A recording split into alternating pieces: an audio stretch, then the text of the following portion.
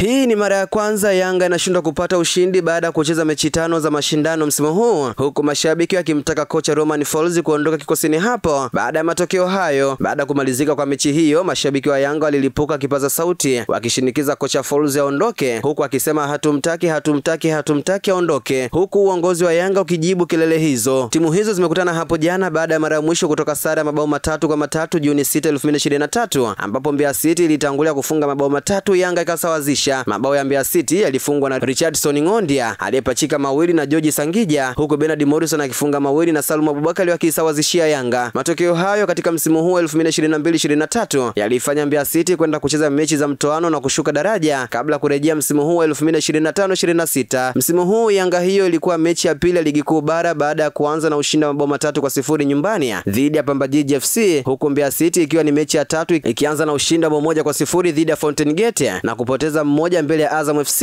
kwa mabao 2-0 zote ikicheza ugenini. Hata hivyo, Yanga ilikuwa na mwenendo mzuri ikiwa na matokeo ya ushindi wa mechi 4 mfululizo, ikianza na Ngao ya Jamii ilipoichapa Simba 1-0, kisha ikaenda ligi ya mabingwa Afrika na kuitandika Wiliete Sports Club kwa jumla mabao 5-0. Pia ligi kuu bara ikifunga Pamba Jiji mabao 3-0. Msikie Folz akizungumza baada ya mechi hiyo. Kocha Folz amekubali kukutana na ugumu, akielezea kuwa ni sehemu ya matokeo, akiahidi kuwa anaenda kusahihisha makosa yaliyojitokeza. Amesema kwa kuwa ligi inasimama, anaenda kuboresha maeneo yote kuhakikisha timu inafanya vizuri, haswa mechi za kimataifa zinazoikabili Yanga, akiwatuliza mashabiki kwa wavumilivu. Nikimnukuu, amesema hatukutarajia kupata matokeo haya, ila tunakubali yapo makosa ambayo yalionekana kwa upande wa ushambuliaji kushindwa kutumia nafasi tulizopata. Tutatumia mapumziko haya kusahihisha. Mwisho kunukuu. Hii hapa kauli ya Yanga. Ofisa habari wa Yanga Ali Kamwe amesema wamesikia kelele za mashabiki, lakini uongozi unaendelea kufanya tathmini na muda ukifika utaamua iwapo itahitajika la kufanya. Ameomba mashabiki kuwa watulivu, akieleza kuwa timu yao ni bora na uwanja wa Sokoine umeendelea kuwa mgumu kwao kupata matokeo mazuri. Nikimnukuu, anasema uongozi unaendelea na tathmini kwa hiki kilichosikika kwa mashabiki. Tukubali Sokoine kwa historia umeendelea kuwa uwanja mgumu kwetu na mambo mengine yatafanywa kazi. Mwisho kunukuu.